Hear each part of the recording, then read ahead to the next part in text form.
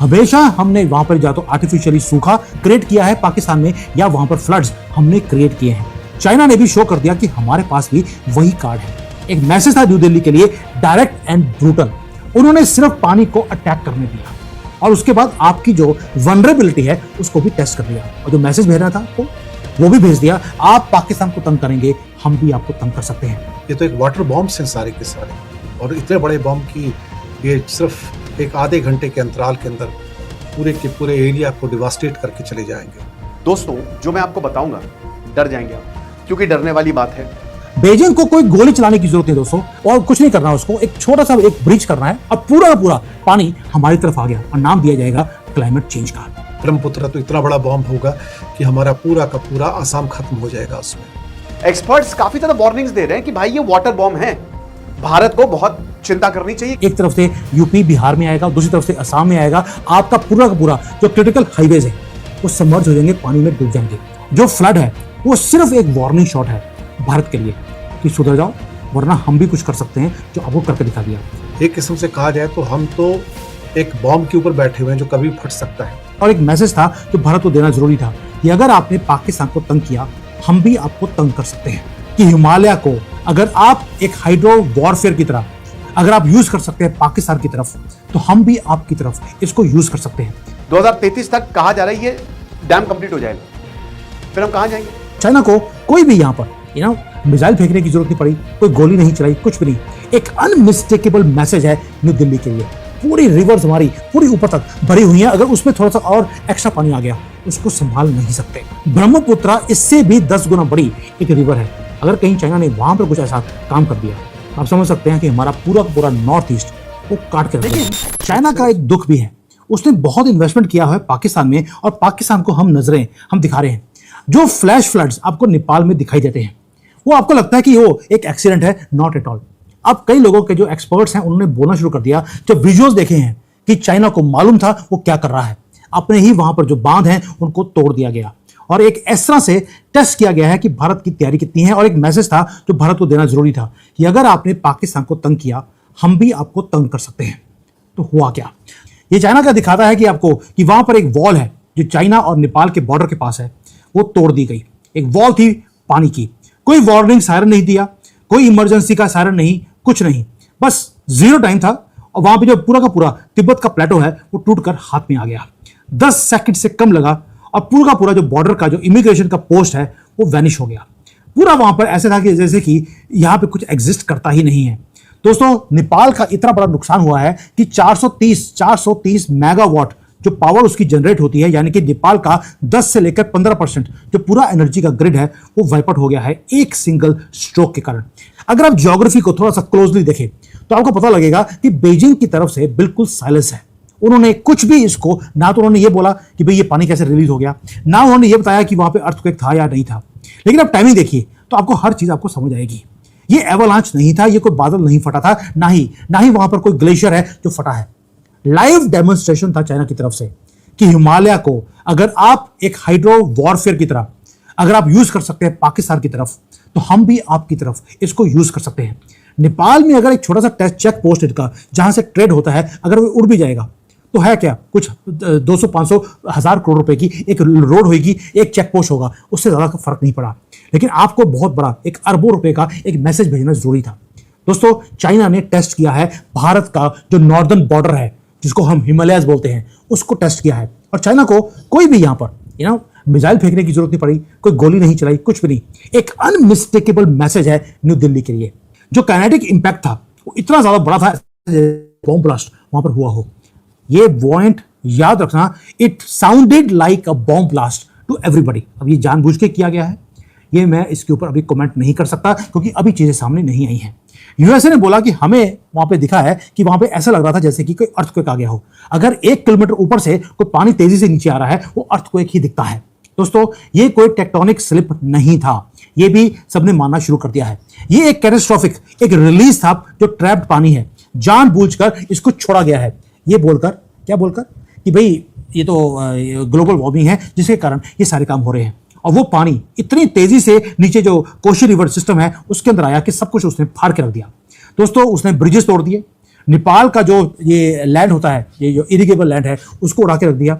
Even जो road China तक इनका जो ट्रेड का कॉरिडोर की रोड है वो भी उड़ा के रख दी, और जो पूरा का पूरा इंफ्रास्ट्रक्चर है नेपाल का वो मिट्टी में मिल गया। लेकिन पानी ने सिर्फ नेपाल को डिस्ट्रॉय नहीं किया है, उसके बाद निकला वो साउथ की तरफ, यानी कि भारत की तरफ, और कुछ ही घंटों में जो पूरी की पूरी वेव है, जो साथ में मिट्टी और सारा ये गर्द लेके वो सारा आ गया सीधा बिहार में और उत्तर प्रदेश में।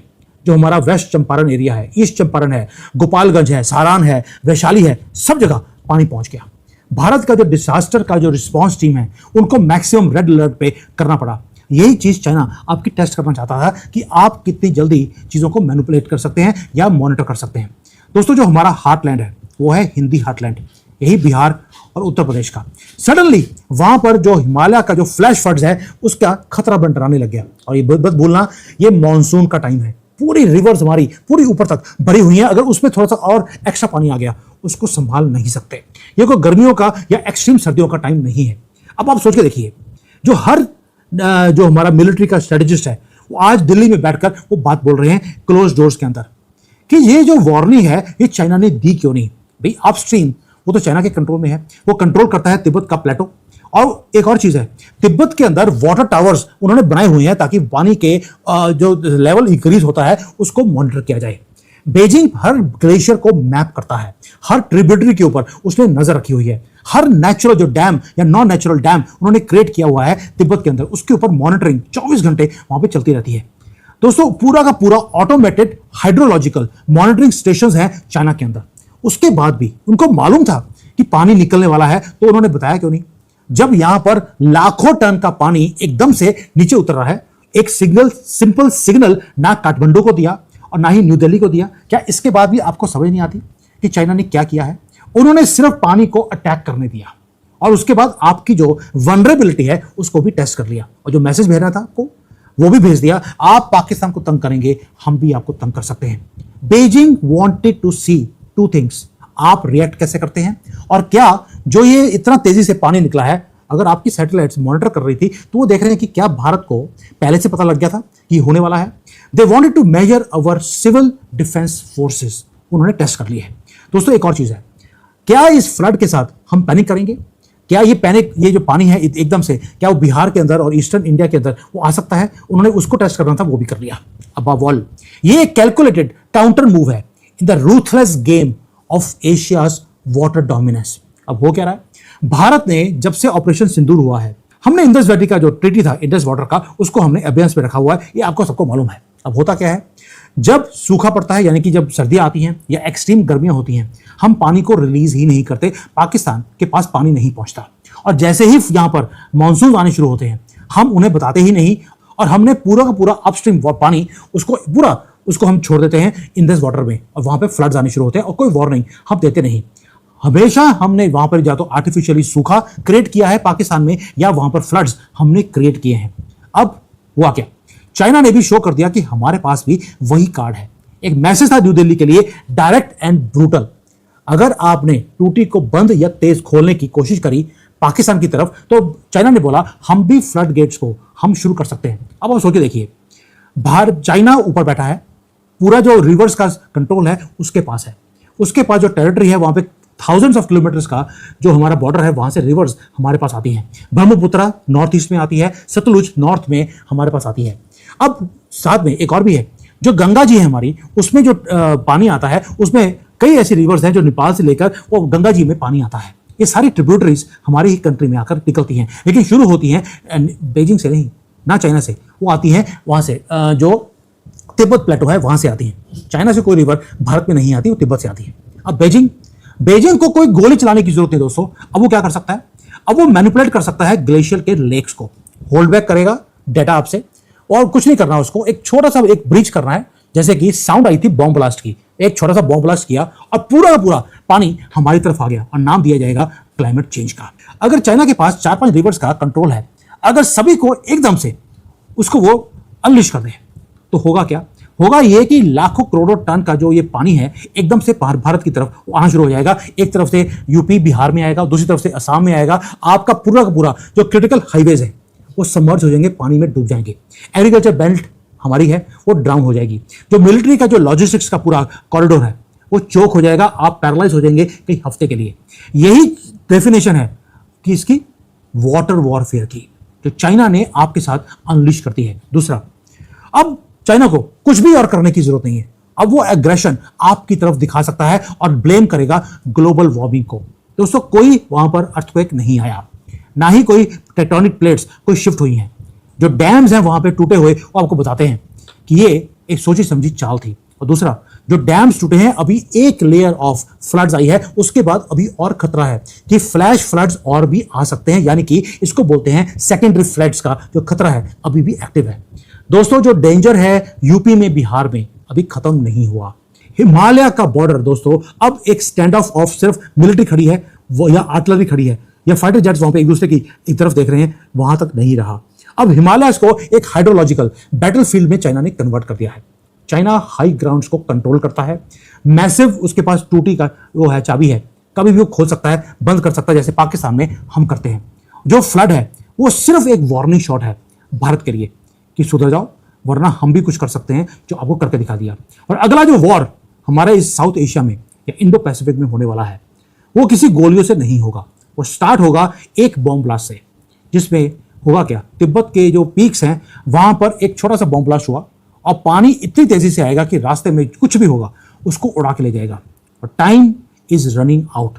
लेकिन जो अभी नेपाल में हुआ है, ये एक नया ही चैप्टर अब शुरू हो गया। अब हम चाइना को कंट्रोल या कंटेन कैसे करेंगे और पाकिस्तान के साथ अब क्या करेंगे, अब ये वक्त बताएगा। क्योंकि आपको जो वार्निंग दिया गया है, अभी तो उन्होंने सिर्फ छोटा सा टेस्ट किया है। ब्रह्मपुत्रा इससे भी 10 गुना बड़ी एक रिवर है। अगर कहीं चाइना ने वहां पर कुछ ऐसा काम कर दिया तो आप समझ सकते हैं कि हमारा पूरा का पूरा नॉर्थ ईस्ट वो काट के रख देंगे। That shows the power China has over our Himalayas and our river belt.